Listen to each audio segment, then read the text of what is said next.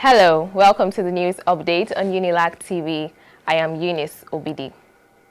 Beginning with our community, Professor Yetunde Zaid, University Librarian at the University of Lagos, on February 14, 2024, has highlighted critical issues facing visually impaired students in accessing educational resources, while calling for equality of access to the library for all categories of students. The lecture, tagged "What is good for the goose is good for the gander," illuminated the challenges visually impaired students encounter, including difficulties accessing resources, graphical content in reading materials, and the absence of web-based library resources and assistive technology.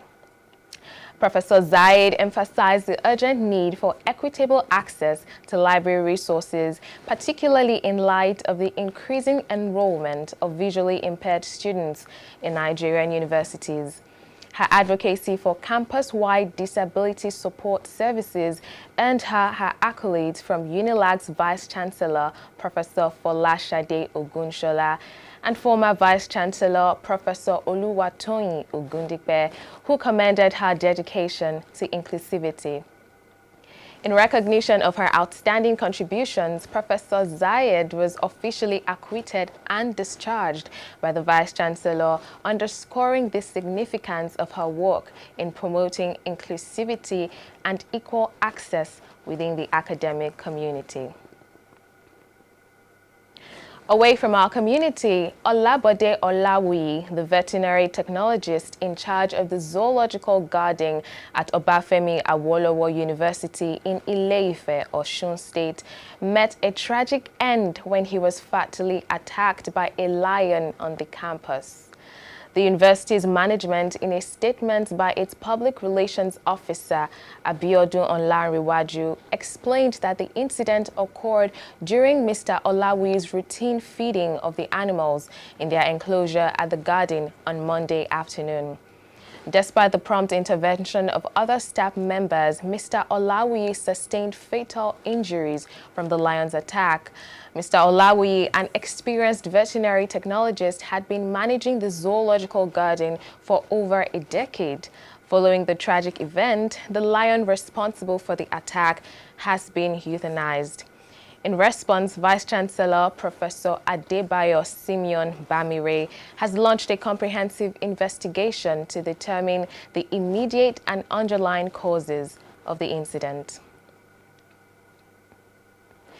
The Executive Secretary of the National Universities Commission, NUC, Chris Mayaki, made a significant announcement regarding the National Education Loan Fund in Abuja, assuring that the loans would be disbursed directly to the institutions of the applicants to prevent any misappropriation.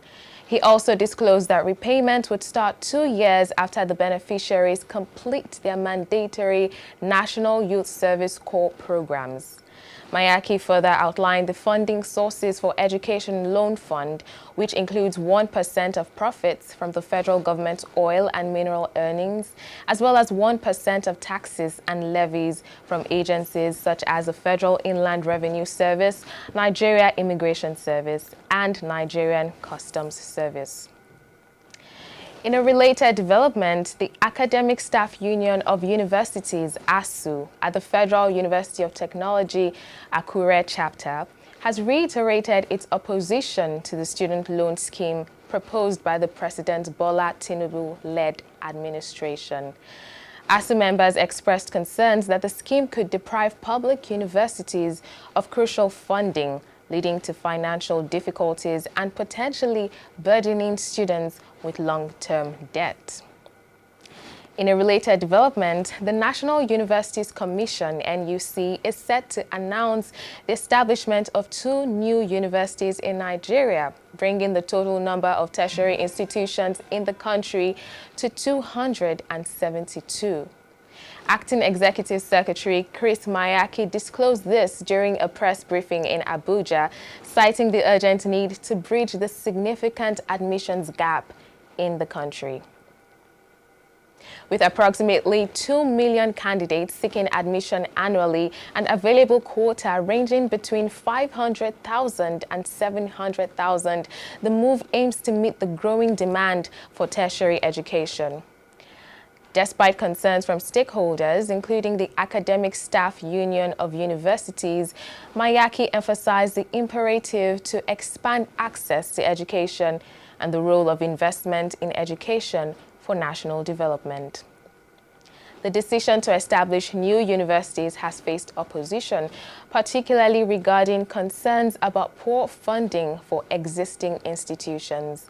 However, the Executive Secretary defended the move, describing it as a deliberate policy to address the challenges faced by families seeking university education for their children. He highlighted the anguish and frustration experienced during each admission session, underscoring the need for continued university approvals. To further widen access, the NYSC is considering allowing foreign universities to operate in the country and is processing applicants for distance learning centers. Additionally, Mayaki clarified that no tertiary institution in Nigeria is permitted to charge tuition fees in dollars, responding to recent allegations against the private university. He clarified that investigations revealed that university only charges dollars to foreign students. The announcement of the two new universities is expected to occur in the coming week, signaling a significant step towards addressing the country's educational needs. The National Youth Service Corps, NYSC, has refuted claims of inadequate food supply in orientation camps, dismissing the allegations as baseless and mischievous. Eddie Megwa, the Director of Press and Public Relations for NYSC, labeled the reports as laughable, absurd, and unfortunate. This statement comes in response to complaints from some 2024 Batch A, Stream 1 NYSC members who recently commenced their service in February.